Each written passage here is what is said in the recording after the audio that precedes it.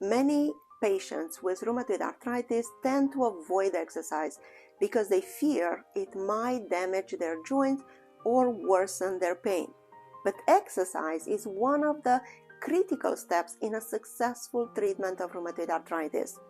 In this video, I will discuss who should exercise, when to exercise, where to exercise, and my colleague, Dr. Melissa Kale, will show you the best 10 exercises for rheumatoid arthritis. Let's begin. RheumatologistOnCall.com. Exercise has been associated with excellent health, and for a good reason. Exercise maintains your body strength and improves mood, reduces the risk of developing chronic diseases, and helps decrease the pain. Patients with rheumatoid arthritis fight pain every day, and exercise is shown to reduce inflammation, maintain your joints' flexibility, decrease the bone loss, and decrease the pain feeling. This pain dampening response occurs even after one round of exercise and increases when training is done consistently.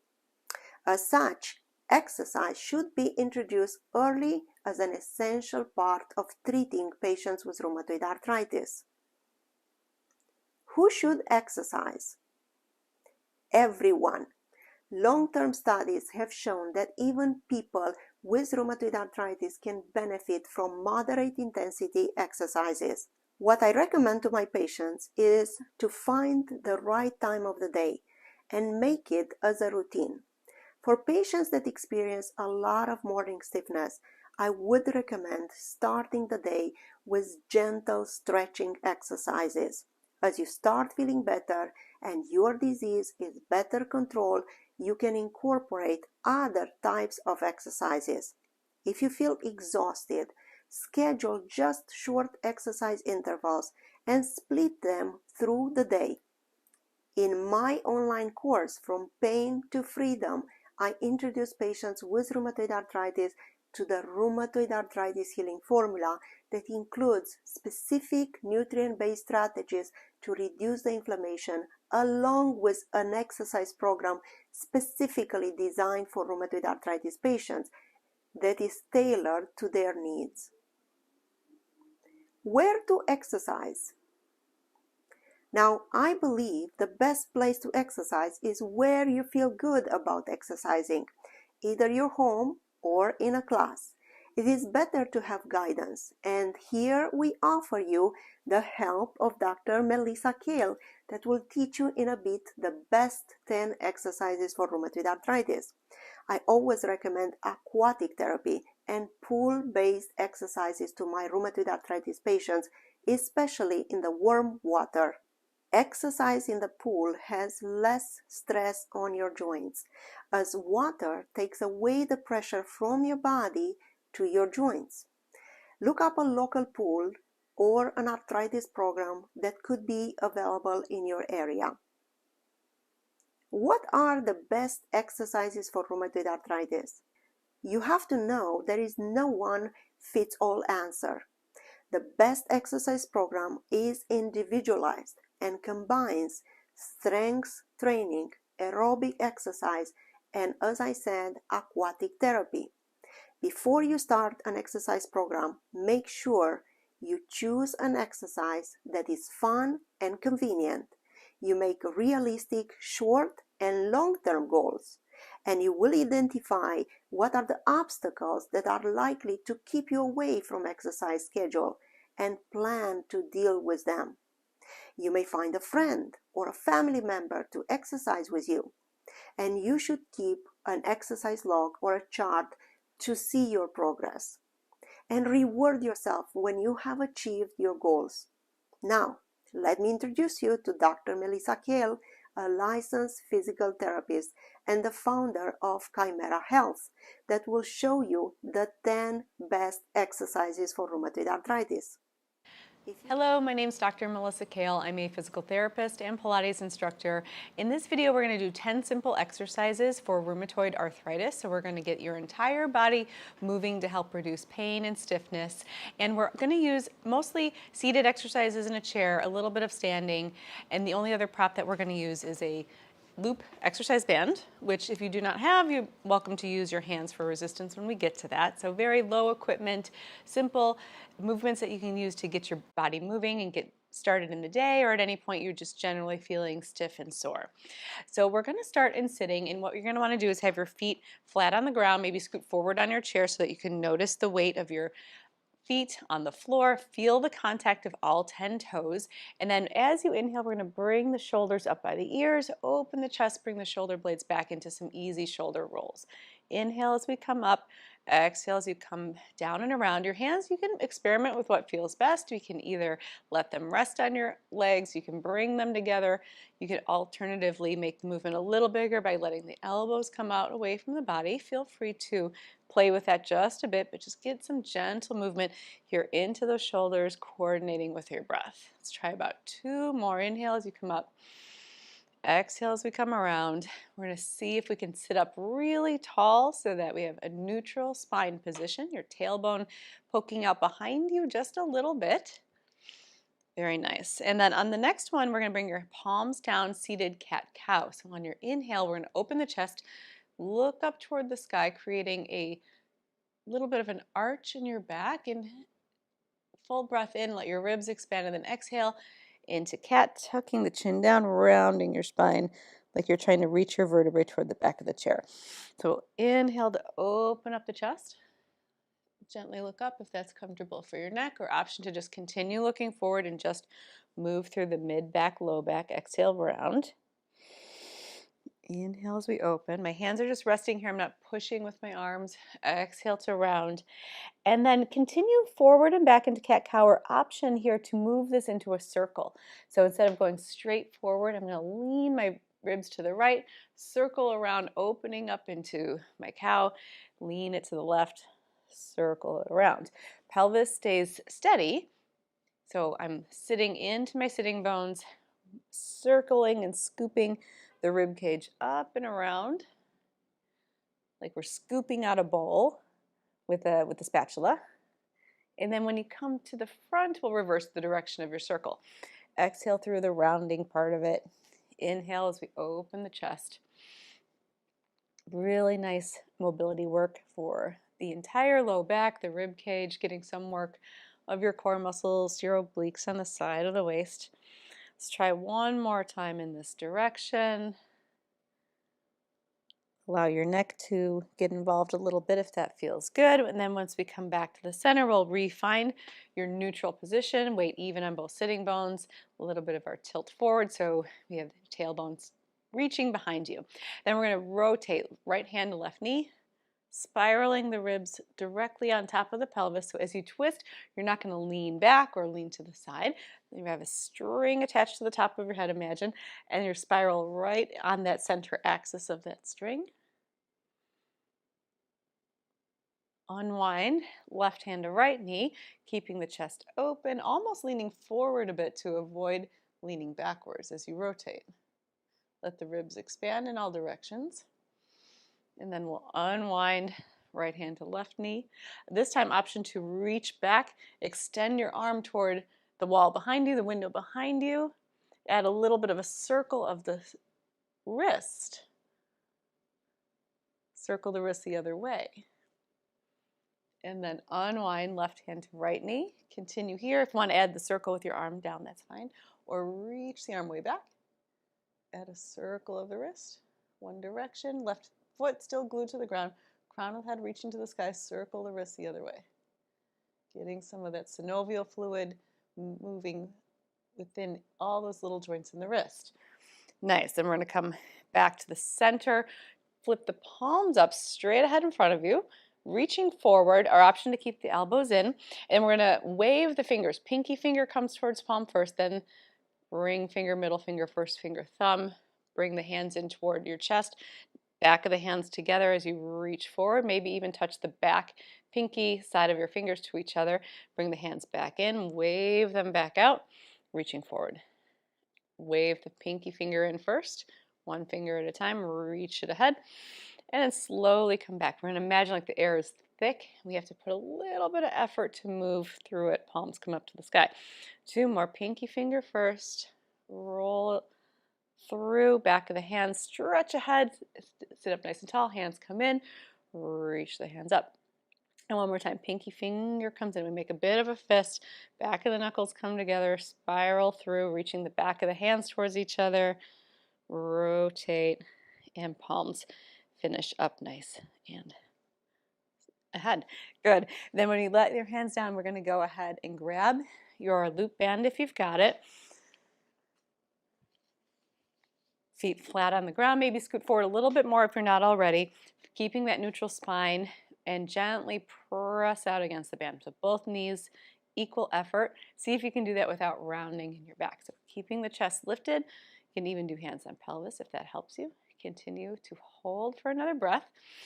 Upper part of the chest and neck nice and relaxed, and let the knees come back in. And again, we're going to press out. For a little more challenge, you can hold the hands in front of you. In a prayer, make a fist, interlace your fingers so you're using your core for a little bit of work here for balance. Slowly come back. It doesn't have to be a big movement. It's just enough. We'll press out, just enough to get a little activity in those deep rotators in your hip. Super important muscles for preventing knee pain, preventing hip pain, preventing low back pain. Very important stabilizers for the entire, basically lower half of the body. Press out again. Chest lifted, neutral spine. Feel all 10 toes on the ground. Take one more breath as we come out of that. Good.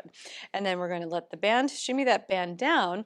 Pick up the left knee. You can use your hands on the front or the back of the knee, bringing knee to chest. A little bit of a hip stretch there. And then option 2, if you're able to, bring your ankle onto the knee. If that's a little too much, you can go ahead and continue with just knee to chest. If we've got ankle to knee, we're going to hinge forward just a little bit so you feel a little stretch in the back of the hip. Come back up nice and tall. Left ankle is going to put a little bit of effort into the knee so the hips are not completely relaxed. We've got a little bit of muscle activity there while we're lengthening them. And then one more time, ankle presses gently to the knee, heart reaches forward nice and long. And then we'll unwind from that and try the other side. Either knee comes up to chest. If we're doing just this version of it, you can think about pressing your knee into your hands, or option 2, bring ankle to knee. Pause here.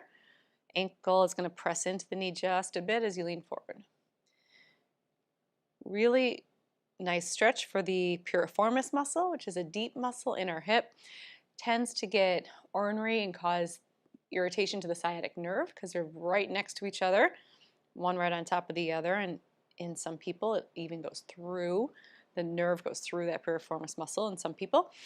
Let's try one more time. Little press of the ankle, gentle, doesn't have to be strong. Hinge forward a bit till you feel a little bit of that lengthening sensation in the back of the hip, and then back to sitting will come. Perfect. Then scoot back in the chair so that your thigh is fully supported, keeping the chest lifted. Extend the left leg. Start to give this ankle a circle around and circle it the other way. Let that side down. Extend the other knee and circle. Chest still lifted. Notice it's a lot more difficult that way. If we kind of slouch back and lean back, makes it a bit easier, but more challenge if we sit up tall, circle the other direction. Let that side down one more time. Left knee comes up. Maybe spread your toes apart a little bit as you then circle the ankle around and circle it the other way. Let that side down. Bring the other side up. Spread the toes, even the pinky toe. You may even use your fingers to help that out to give a little space between the toes. Then add circle and circle. Wrists and ankles have so many small little bones in here. Really important to get movement of the joint fluid between each and every one of those joints regularly. Nice. We'll let that side come down, and then we'll move into standing. So we're going to take the chair, flip it around, or you can go to a countertop or even a wall for that matter. We're going to have the chair right in front of you, hands resting on the chair. Step back a bit, feet about hip width apart. We're going to hinge your hips so we keep your neutral spine, this little curve in your lower back. Hinge the hips back into a modified down dog. And allow the ribs to expand in all 360 degrees of direction. And then allow your spine to round, to come back up. Keep maybe a little bit of a plank position if your wrists can tolerate that. Otherwise, just come up to stand, re-hinge, place the hands comfortably onto the chair. Just like with the ankle to knee stretch, we're going to have a little bit of activity of your wrists or your forearms, your hands pressing into your chair. Allow the ribs to expand, round the spine. Make a little bit of a wave movement on the way back up, and then one more time we'll hinge back.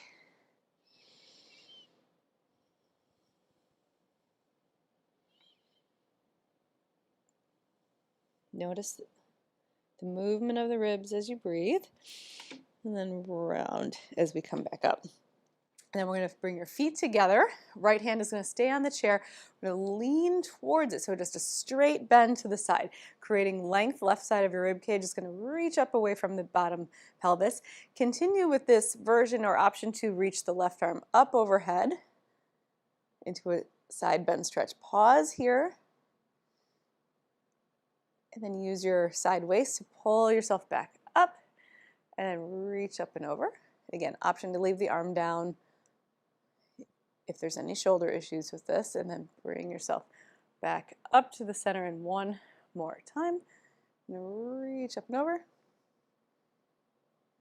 And then bring it back. Nice. We're going to bring your chair to the other side, or just turn around. Feet together. Option to bring your feet apart, by the way, if balance is an issue there. Chest lifted. It's a straight side bend, like you're reaching up and over an object on the side of the body. Pause here, or option to add that arm reach.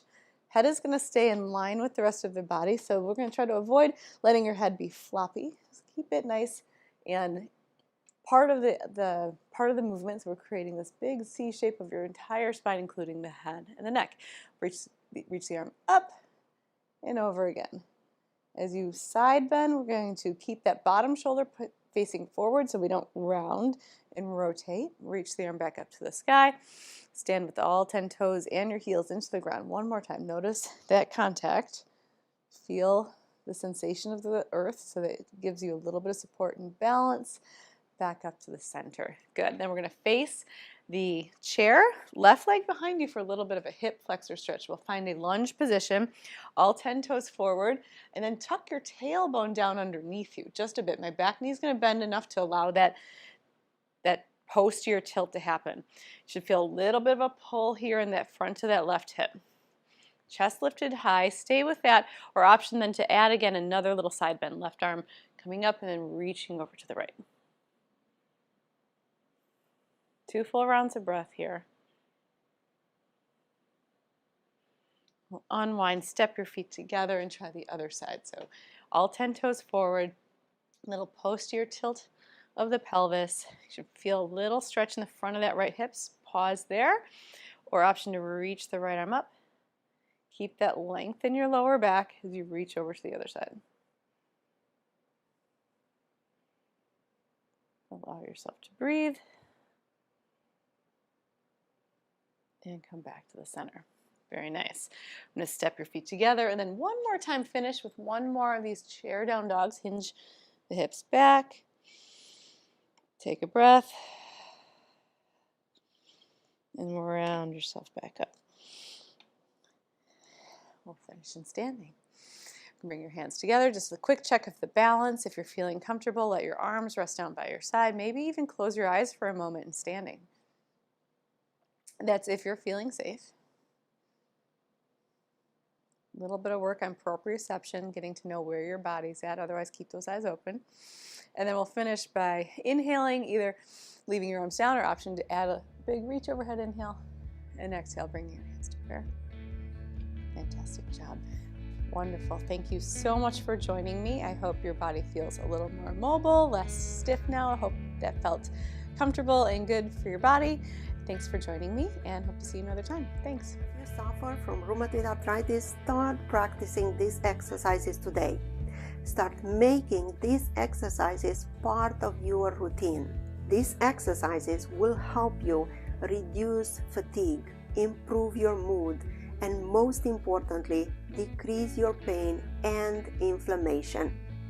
If you have any comments, questions, or suggestions, don't forget to leave them down below, as I and Dr. Melissa Kale will be happy to answer them. Don't forget to subscribe and share this video with other people suffering with rheumatoid arthritis. Thank you for watching and have an amazing day.